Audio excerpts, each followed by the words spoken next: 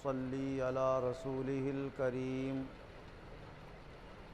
اما بعد فاعوذ باللہ من الشیطان الرجیم بسم اللہ الرحمن الرحیم قل اللہم مالک الملک تؤتی الملک من تشاء وتنزع الملک ممن تشاء وتعز من تشاء وتذل من تشاء بیدک الخیر انک علی کل شیء قدیر۔ اللہ تبارک و تعالی اپنے کلام عظیم میں ارشاد فرما رہا ہے،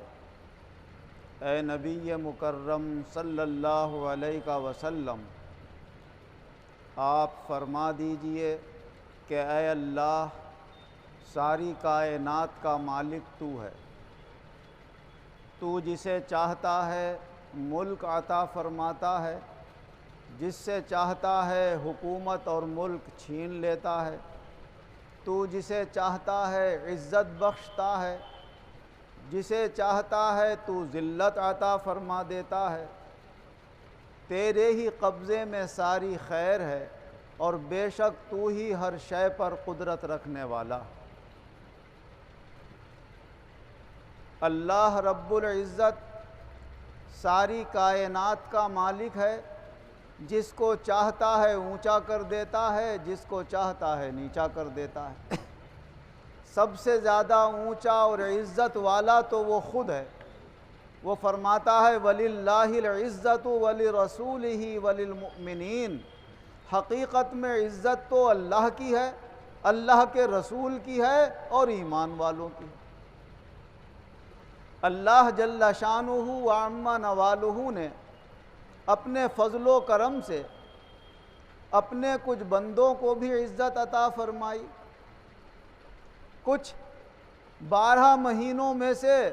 کچھ قابل احترام مہینے بھی بنائے، اور اس زمین پر اللہ نے کچھ مقدس مقامات بھی قابل احترام بنائے۔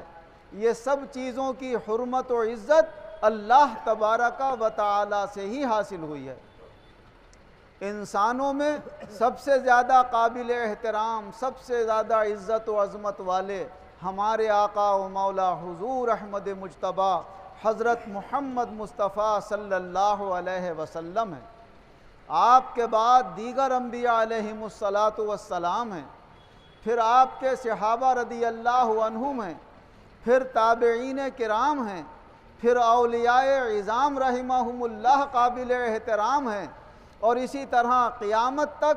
اللہ تبارک و تعالی جس کے اوپر کرم فرمائے گا اور جو سچا مومن ہوگا اللہ کے نزدیک وہی قابل احترام ہوگا۔ اللہ تبارک و تعالی فرماتا ہے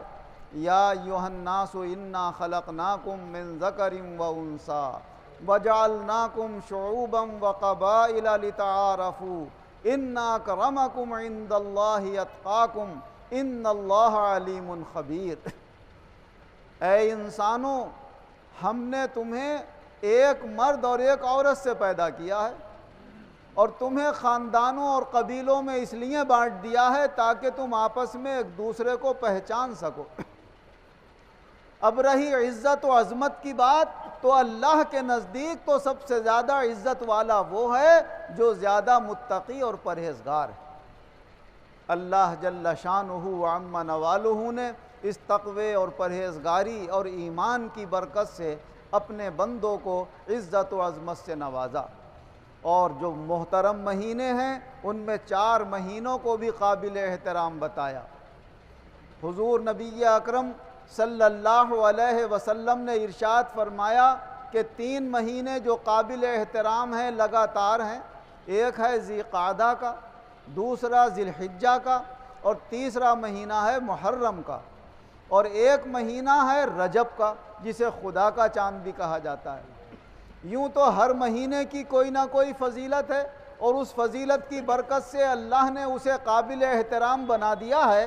مگر ہمیشہ سے جب سے یہ دن اور مہینے بنائے ہیں اللہ نے، جب سے ہی ان 4 مہینوں کو قابل احترام رکھا ہے۔ اسی طرح اس دنیا کے جو مقدس اور مبارک مقامات ہیں ان میں سب سے زیادہ عزت و عظمت والا اور قابل احترام اللہ کا گھر کعبہ مکۃ المکرمہ ہے۔ حضرت عبداللہ ابن عباس رضی اللہ عنہ روایت کرتے ہیں کہ فتح مکہ کے موقع پر حضور صلی اللہ علیہ وسلم نے ارشاد فرمایا کہ اب مکے کو چھوڑ کر کوئی مسلمان باہر نہیں جائے گا، ہاں اگر کوئی مقابلے میں آئے گا تو اس سے لڑا جائے گا یا پھر لڑنے کی نیت رکھی جائے گی جب تک لڑنے کا موقع نہیں ہوگا۔ اور فرمایا کہ اللہ تعالیٰ نے اس مکے کو جب سے قابل احترام بنایا ہے، جب سے اس نے زمین و آسمان کو پیدا کیا ہے، اور یہ ہمیشہ سے اللہ کے نزدیک قابل احترام رہا ہے۔ اس میں قتل و قتال کبھی کسی کے لیے جائز نہیں ہوا۔ فرمایا میرے لیے بھی جائز نہیں تھا، مگر اللہ نے فتح مکہ کے موقع پر تھوڑی دیر کے لیے میرے لیے اس میں لڑنا حلال کر دیا، اور اب میں اس کو قیامت تک کے لیے قابل احترام قرار دے رہا ہوں۔ اب میرے بعد کبھی کسی کے لیے اس میں لڑنا جائز نہیں ہوگا اور قتل و قتال کرنا جائز نہیں ہوگا۔ اور فرمایا اس مکے کو اتنا قابل احترام جانو کہ یہاں کے جو کانٹوں دار درخت ہیں وہ بھی نہ کاٹے جائیں، چہ جائے کہ کوئی اور دوسرا درخت یہاں پر کاٹا جائے۔ اور فرمایا یہاں پر اگر کسی کا کوئی سامان، کوئی روپیہ پیسہ تمہیں گرا پڑا مل جائے تو ہرگز اسے مت اٹھاؤ، اور اگر اٹھاؤ بھی تو اعلان کرنے کے لیے کہ بھائی کس کا ہے یہ، اگر مل جائے تو اس کو دے دو، نہیں تو وہیں لا کر ڈال دو جہاں سے آپ نے اٹھایا۔ تو کوئی سامان وہاں کا اٹھانا جائز نہیں ہے۔ اور فرمایا یہاں کی گھاس بھی نہ کاٹی جائے اور یہاں پر شکار بھی نہ کیا جائے۔ جب گھاس کاٹنے کا ذکر حضور صلی اللہ علیہ وسلم نے فرمایا تو حضرت عباس رضی اللہ عنہ عرض کرنے لگے یا رسول اللہ، اذخر گھاس جو چھپر چھانے کے کام میں آتی ہے، کچھ لوہار بھی اپنے کاموں میں اسے لیتے ہیں، اس کو مستثنیٰ کر دیجئے، وہ ہمارے بڑے کام کی گھاس ہے، ہم ضرورت کے لیے اسے کاٹ سکتے ہیں۔ تو حضور صلی اللہ علیہ وسلم نے فرمایا الا الاذخر، بھائی اذخر گھاٹ تم اپنے کاموں کے لیے کاٹ سکتے ہو۔ اذخر گھاس وہی ہوتی ہے جسے ہمارے یہاں پولا کہا جاتا ہے، جن سے ہمارے یہاں چھپر چھائے جاتے تھے، یہ پولے والی گھاس، اس کو حضور صلی اللہ علیہ وسلم نے اجازت دے دی کہ یہ تمہارے کاموں کی ہے، اس لیے کاٹ سکتے ہو اسے۔ لیکن حضور نبی اکرم صلی اللہ علیہ وسلم کے لیے جب حلال قرار دیا تو ویسے تو جب حرم میں کوئی داخل ہوگا باہر کا آدمی تو بغیر احرام باندھے داخل نہیں ہو سکتا، لیکن حضور صلی اللہ علیہ وسلم فتح مکہ کے موقع پر داخل ہوئے ہیں تو بغیر احرام کے داخل ہوئے ہیں۔ سر پر کالا عمامہ بندھا ہوا ہے، جبہ اور کپڑے پہنے ہوئے ہیں، اور سر پر خود بھی رکھا ہوا ہے۔ ابھی مکے میں داخل ہو کر آپ نے اپنا خود جو لوہے کی ٹوپی ہوتی ہے اتاری تھی کہ ایک شخص آئے اور آ کر کہنے لگے یا رسول اللہ، ابن خطل تو کعبے کے پردے سے چپٹ گیا ہے، یہ بہت بڑا دشمن اسلام تھا، حضور صلی اللہ علیہ وسلم کی، صحابہ کی، دین احکام کی بہت برائیاں کیا کرتا تھا، پہلے مسلمان ہوا پھر مرتد ہو گیا، اور اس نے ایک جو اس کے گھر میں خدمت کرتا تھا مسلمان اس کو قتل کیا، اور ایک باندی اس نے خریدی، اسے گانا سکھایا، اور گانے میں وہ شعر پڑھواتا تھا جس میں نعوذ باللہ حضور کی برائی ہوتی تھی، صحابہ کی برائی ہوتی تھی، اسلام کی برائی ہوتی تھی۔ تو یہ اسلام اور مسلمانوں کا اور حضور کا بہت دل دکھاتا تھا۔ حضور اس کی طاق میں تھے کہ یہ کہیں اگر مل جائے تو اسے نہ چھوڑا جائے۔ تو جب اس شخص نے آ کر کہا یا رسول اللہ وہ تو کعبے میں چھپ گیا، آ کر کعبے کا پردہ پکڑے ہوئے چپٹا ہوا ہے، فرمایا اسے ہوں ہی مار دو۔ کیوں؟ اللہ نے جب حلال کر دیا ہے میرے لیے تو پھر مجھے اجازت ہے، میں جسے چاہوں یہاں پر قتل کرا سکتا ہوں، لیکن فرمایا اب اس کے بعد کسی کے لیے جائز نہیں ہوگا۔ اسی لیے جب حضور صلی اللہ علیہ وسلم کا بھی دور گزر گیا ہے، چاروں خلفاء کا بھی دور گزر گیا، یزید اور امیر معاویہ اور امام حسین رضی اللہ عنہ کا بھی دور گزر گیا، اور عبد الملک بن مروان بادشاہ ہوا، خلیفہ ہوا، لیکن وہ اس وقت تک باطل کے اوپر تھا جب تک خلافت قائم کیے ہوئے تھے مکہ مکرمہ میں حضرت عبداللہ ابن زبیر رضی اللہ عنہ، جو حضور صلی اللہ علیہ وسلم کے پھوپھیزاد بھائی کے بیٹے ہیں اور آپ کی سالی کے بھی بیٹے ہیں، وہ حضرت ابوبکر صدیق رضی اللہ عنہ کے نواسے ہیں۔ اہل سنت والجماعت کے نزدیک جب انہوں نے وہاں پر خلافت قائم کی ہے مکے میں تو وہ خلیفہ برحق مانے گئے ہیں، اور عبد الملک بن مروان اس وقت تک باغی مانا گیا۔ مگر عبد الملک نے بڑی طاقت اکٹھی کر لی تھی، بڑی فوجیں تیار کر لی تھی، مدینہ منورہ پر بھی قبضہ کر لیا تھا، اور وہاں پر حضرت سعید بن عمرو کو اپنا نائب اور وہاں کا امیر اور حاکم مقرر کر دیا تھا مدینہ کا۔ عبد الملک بن مروان نے وہاں سے آرڈر بھیجا